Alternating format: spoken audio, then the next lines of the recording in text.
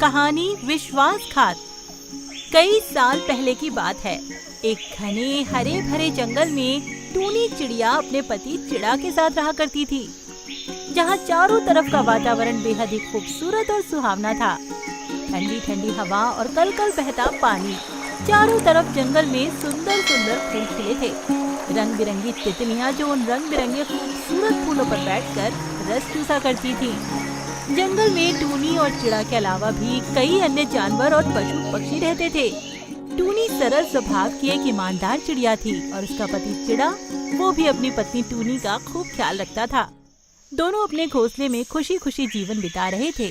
फिर एक दिन, आज मौसम अचानक इतना खराब कैसे हो गया? मुझे तो लगता है आज बहुत भयंकर तूफान आने वाला है। टूनी घबराते हुए अपने पति चिड़ा से बोली। हाँ, मुझे भी ऐसा लगता है कि आज बहुत भयंकर तूफान आने वाला है।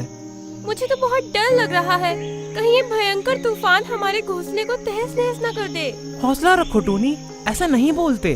भगवान से प्रार्थना करो कि ऐसा कुछ भी नहीं होगा। चिड़ा और टूनी भगवान से तूफान के थमने की प्रार्थना करने लगे, लेकिन शायद आज भगवान को कुछ और ही मंजूर था। टूनी और चिड़ा को जिस बात का डर था, ठीक वैसा ही हुआ।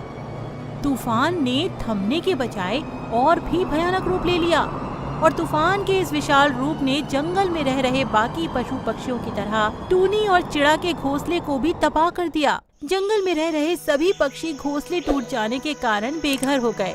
तूफान थमने के बाद जहाँ एक तरफ जंगल में मौजूद बाकी पक्षी उनके घोंसलों के तबाह हो जाने पर दुखी हो गए थे, तो वहीं तूफान से मची इस तबाही ने टूनी और चिड़ा को भी अंदर तक हिलाकर रख दिया था।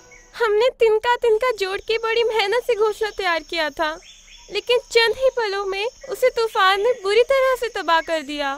जो बीत गया सो बात गई, अब आगे की सोचते हैं। तुम चिंता मत करो टूनी, हम फिर से एक नया घोंसला बनाएंगे। आपने देखा नहीं कितना भयंकर तूफान आया था, जिसने चंद ही पलों में हमारे प्यारे से घोंसले को तबाह कर दिया। फिर भी आप नया घोंसला बनाने की बात कर रहे हैं। टूनी के ऐसा कहने पर चिड़ा ने उसे बहुत देर तक समझाया कि इस बार वो अपना घोंसला बेहद मजबूत बनाएंगे, जो तूफान का सामना आसानी से कर लेगा और उनके घोंसले को कुछ भी नहीं होगा। अगले दिन टूनी और चिड़ा ने अपने पुराने जंगल को छोड़कर किसी दूसरे जंगल जाने का फैसला किया और फिर दोनों उड़ान भरकर किसी दूसरे बेहद ही शांत जंगल में चले गए। दोनों ने मिलकर बहुत मेहनत की और तिनका तिनका इकट्ठा करके एक बढ़िया सा घोंसला तैयार किया और फिर दोनों उस घोंसले में खुशी खुशी रहने लगे। लेकिन यहाँ दोनों का कोई भी दोस्त नहीं था, जिस वजह से दोनों बहुत परेशान हो गए। फिर एक दिन पास ही के एक पेड़ पर एक कौवा रहने के लिए आया। उसने काफी देर तक मेहनत की और अपना घोंसला तैयार किया। टूनी और चिड़ा काफी देर तक उसे देखते रहे। फिर आखिरकार दोनों उस कौवे के पास बात करने के लिए पहुँच गए। टूनी और चिड़ा ने कौवे से उसका हालचाल पूछा। कौवा भी उनकी बातों पर बेहद खुश दिखाई दिया। ऐसे ही समय बीतता गया और कौवे की टूनी और चिड़ा के साथ गहरी दोस्ती हो गई। इसी बीच एक दिन टूनी ने अपने घोंसले में अंडे दिए। टूनी और चिड़ा अंडों की रखवाली करते रहते, क्योंकि उन दोनों को डर था कि उनके अंडों को सांप न खा ले। एक दिन भोजन की तलाश में चिड़ा ने जंगल से बाहर जाने का फैसला किया। उसने अपने दोस्त कौवे को ये जिम्मेदारी दी कि जब तक वो वापस नहीं आ जाता, तब तक वो टूनी के साथ उनके अंडों की देखभाल करेगा। कौवे से ऐसा कहकर चिड़ा भोजन की तलाश में जंगल से बाहर किसी दूसरे जंगल में चला गया। सुबह से शाम बीत गई। टूनी अपने पति चिड़ा का घंटों इंतजार करती रही, लेकिन चिड़ा वापस नहीं लौटा। इसलिए आखिरकार टूनी ने ये फैसला किया कि वो अपने पति की तलाश में जाएगी। कौवा भाई, अभी मैं अपने पति की तलाश में यहाँ से जा रही हूँ, जल्द ही लौट आऊंगी। आप तब तक हमारे अंडों की रखवाली करना। तुम चिंता मत करो टूनी, मैं तुम्हारे अंडों की अच्छे से देखभाल करूंगा। तुम अभी जाओ और अपने पति को ढूंढ कर लाओ। टूनी अपने अंडों की जिम्मेदारी कौवे को सौंपकर वहां से चिड़ा को तलाश करने चली गई। कौवा टूनी और चिड़ा के कहे अनुसार उनके अंडों की रखवाली करने लगा। काफी देर तक अंडों की रखवाली करते करते कौवे को अचानक नींद आने लगी। मुझे बहुत तेज नींद आ रही है। मैं कब तक इन अंडों की रखवाली करूंगा? वैसे भी इन अंडों से मेरा क्या लेना देना? इसमें पल रहे बच्चे मेरे थोड़े ही है, किसी और के हैं।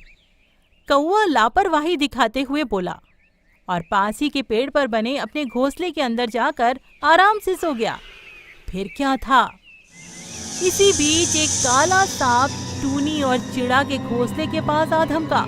घोंसले पर रखे अंडों की रखवाली अभी तक चिड़ा और टूनी का दोस्त कौवा कर रहा था, लेकिन अब वहां उन अंडों की रखवाली करने वाला कोई भी नहीं था। उस खतरनाक काले सांप ने एक एक करके चिड़ा और टूनी के अंडों को अपना भोजन बना लिया। थोड़ी देर बाद जब टूनी और चिड़ा अपने घोंसले के पास वापस आए तो उन्होंने देखा कि उनके अंडे उनके घोंसले से गायब थे।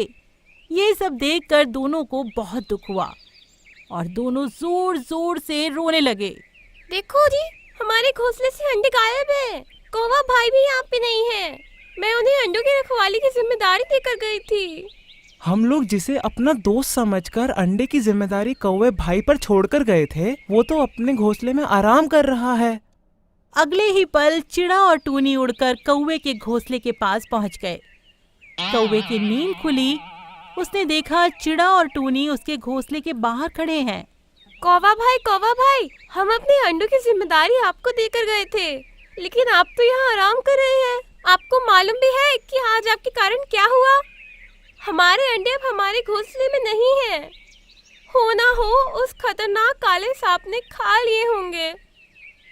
मुझे माफ कर दो बहन, मुझे नींद आ गई थी, इसलिए मैं आपके घोंसले को छोड़कर अपने घोंसले में आराम करने पहुंच गया। सोचा कुछ देर आराम करने के बाद वापस आपके घोंसले में मौजूद अंडों की रक्षा कर दूंगा, लेकिन इतना कहते कहते कौवा रुक गया। उसका सिर शर्म से झुक गया। आज आपकी जरा सी लापरवाही से हमने अंडों के अंदर पल रहे हमारे बच्चों को खो दिया है। आपको इसकी सजा जरूर मिलेगी। भगवान आपको कभी भी माफ नहीं करेगा।